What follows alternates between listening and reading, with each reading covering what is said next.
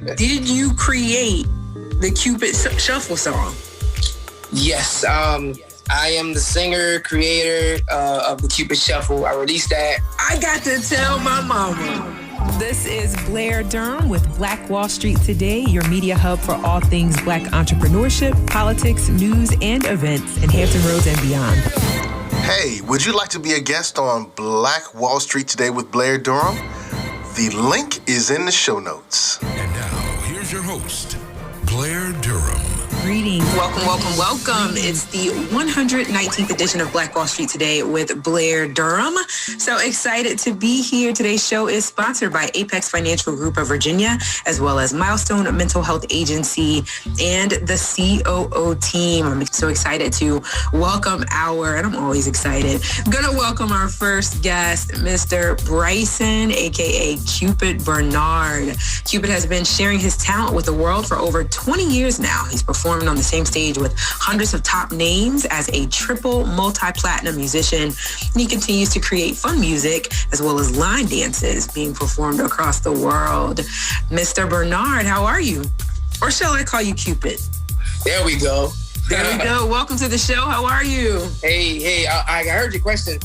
Typically when I hear Bryson Bernard, I know that's either my mom fussing at me or something. So Cupid's better.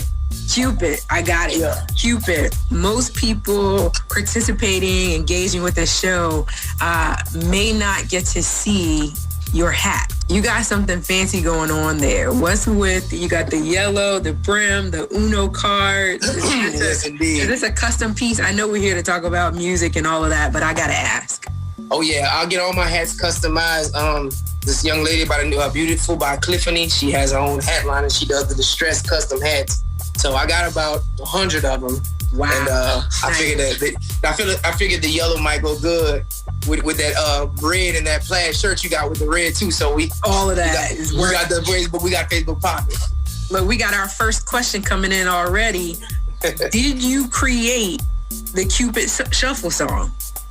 Yes. I am the singer, creator of the Cupid Shuffle. I released that a long time ago, 2007. I got signed to Atlantic Records.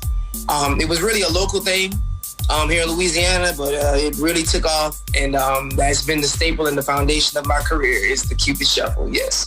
I got to tell my mama. Go ahead. Congrats, sir. It's all good. Wow. It's all good. Wow. So awesome. Like, I think our producer was joking, but... Oh, no. It's all good. Family reunion classic right there. Down, do your dance. Hey. Wow, that's a whole vibe. Okay. Man, enough said right there. So what's taking place now? I mean, where you kind of see yourself going in the business? Where are you with it all?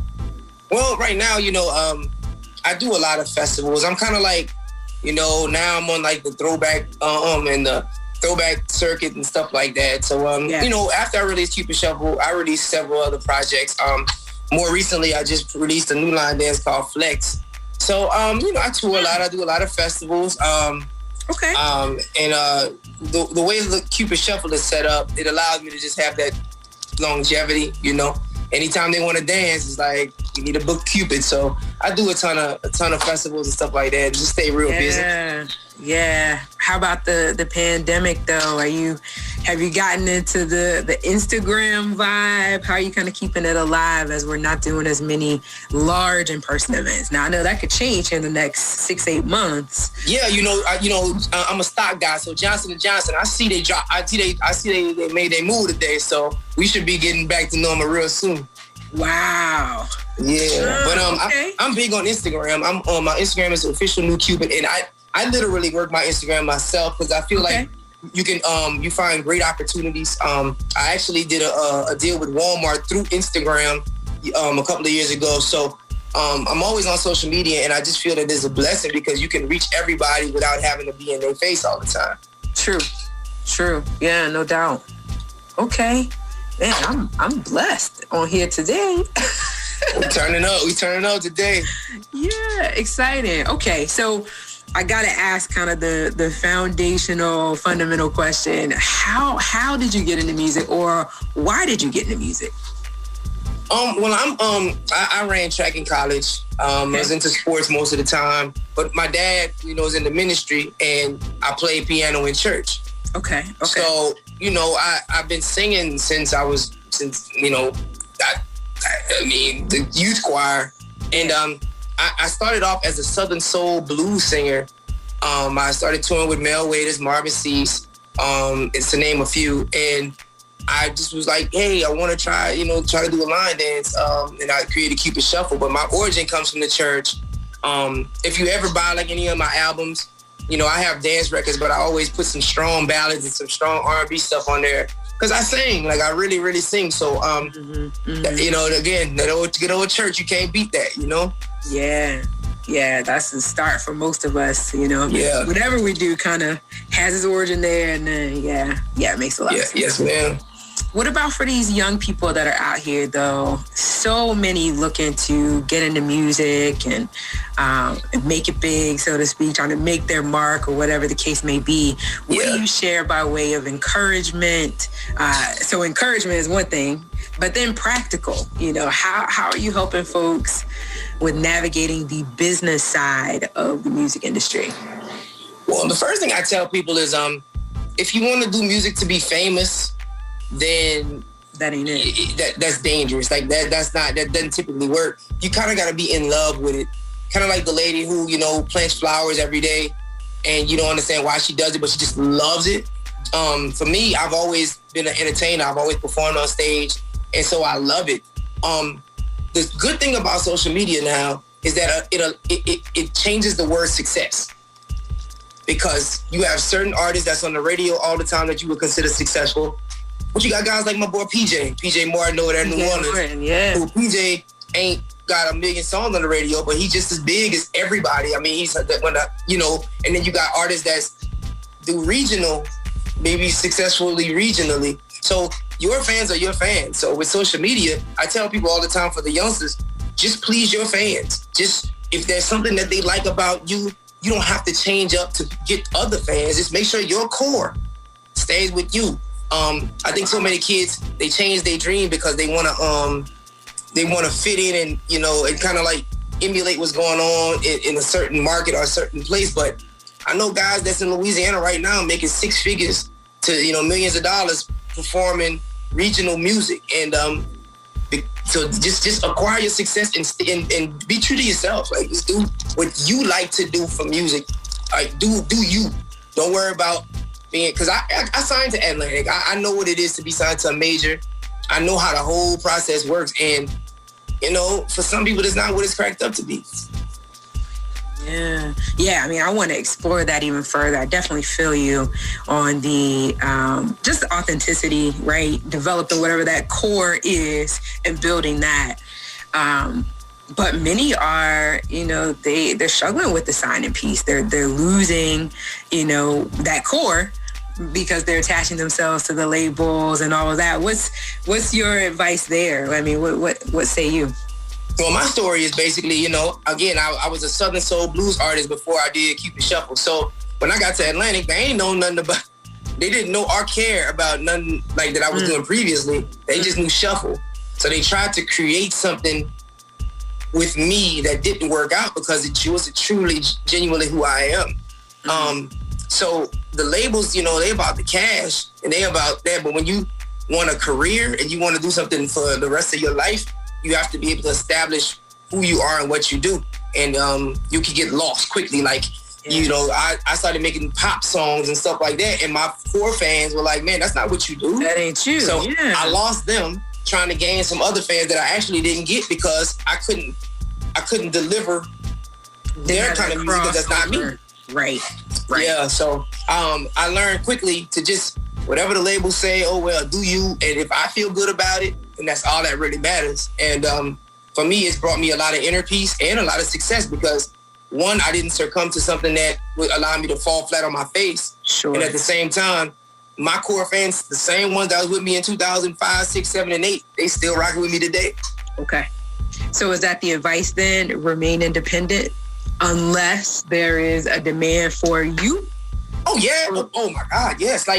Because now, remember back in the day, I don't know how old you are, but I'd say back in the day, you had to go to the labels to be able to generate income and get your stuff to say 5-10 million people. That's the internet now. And you can literally put your stuff on social media, on all of these music sites yourself. Mm-hmm. So I tell anybody, what are some of the sites that folks are using? I mean, SoundCloud. What else? I mean, how are people getting their not SoundCloud? That's not the one. SoundCloud is good if you don't want to make no money, but if you want to get heard. Okay. But if you want to make money, there's CD Baby, there's TuneCore. TuneCore is a good one. I personally use TuneCore. Okay. And they deliver your music to all of the same music distribution companies that the majors use. Okay. So, I tell people 100% of $100,000 is a whole lot better than 5% of $100,000. Seriously. And, the artist is the last person that get paid. So if you can do it yourself, man, if you can make $100,000 a year off just music independently, I mean, that's more than a lot of people's jobs. So, indeed, do that. You don't have to, fame costs. Fame puts you in debt if you allow somebody else to invest in it. Because if I'm a record company and I invest $1 million on you, because I'm a witness of this, my very first check from Atlantic was negative $937,000. Come on. Because I owed the label $1.1 million. So you were famous. You got that done. But you were broke. Oh yeah. And you got to think about it. You get that big old envelope in the mail and you skimming through the pages. In the perspective, Prince and Michael Jackson for me. Just hearing you, I'm just imagining the level of debt, associated with that level of fame. Because what happens is every time the A&Rs go out to talk about you, they charge you. Every time they buy a stick of gum, they charge you. Every time they buy a salad, they charge you. Every time they shoot your video, they charge you. Every wire that's bought to use to do audio, they charge you. And then at the end... when you got the check, you also got this bill, this itemized... Oh, no, the check is in the bill, too. Wow. Because it's an advance. It's not a bonus. So if they give you $100K, plus they spend $1 million on you, when all your sales come through, you got to pay all of that back before you get one penny.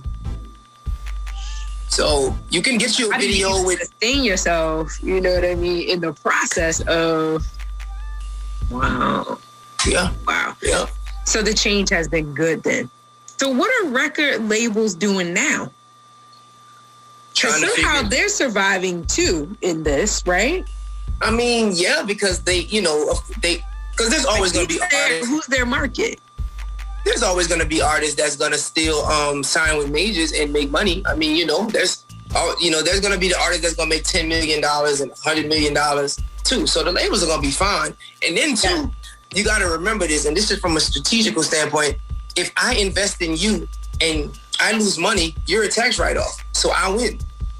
Wins. All the so they'll never really be in a situation, because if they sign 10 artists and only 2 of them are successful, they write the other 8 off. Yeah.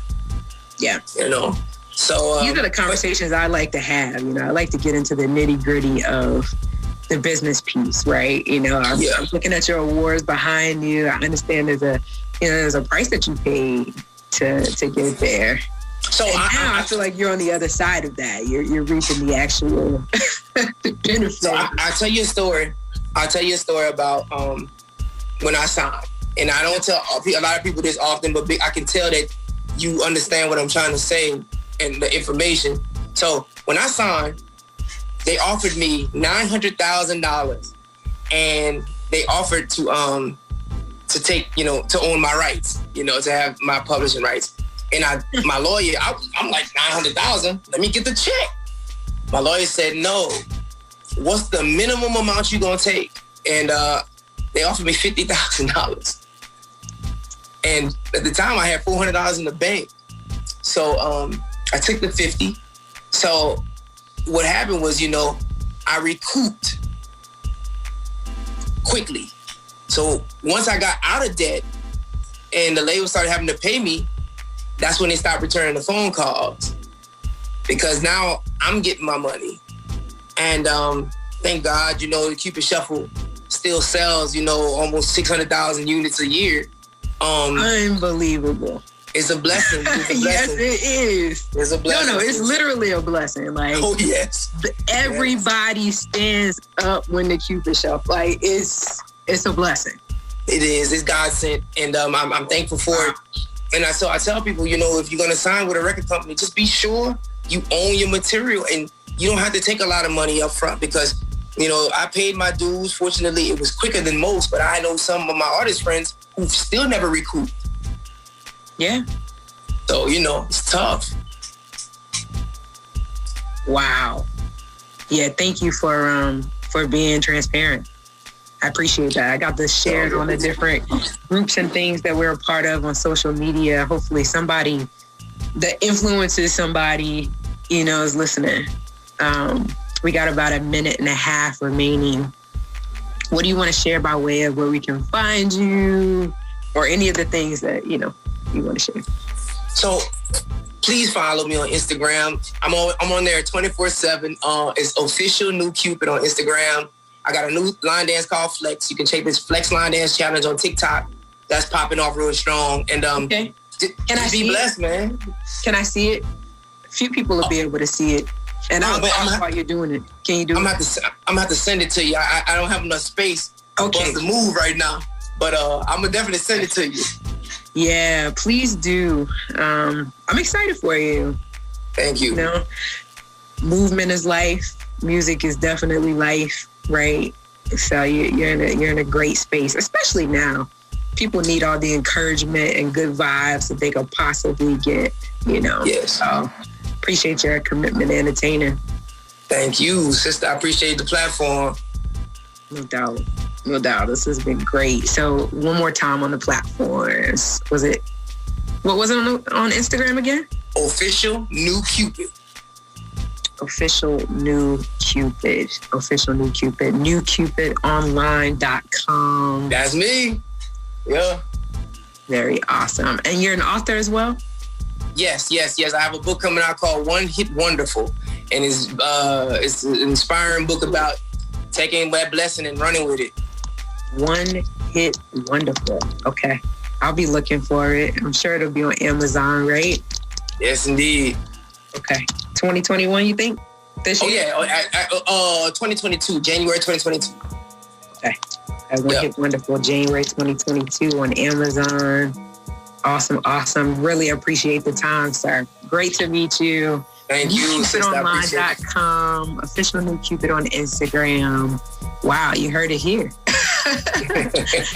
We'll talk in just a moment. This show was brought to you by the consulting services of Positive Vibes Incorporated. We do debt restructuring, we help with credit repair, and we put money into the pockets of real estate investors. If you're a real estate investor, get in contact with us. If you need debt restructuring or credit repair, get in contact with us. 757-932-0177, 757-932-0177. Phenomenal. Stay with us online at Black Wall Street Today on Facebook and Black Wall Street Today on Instagram, and then follow us on Twitter as well at BWS Today. We look forward to talking again next week. Have a wonderful week. I have said and I will continue to say that the most important priority for the Black community is the Black community, not a particular political party. Phenomenal. Hey, yo, when I say black, you say Wall Street. Black Wall Street. When I say black, you say Wall Street. Black. When I say black, you say Wall Street. Black. When I say black, you say Wall Street. Black. Black Wall Street. Black Wall Street.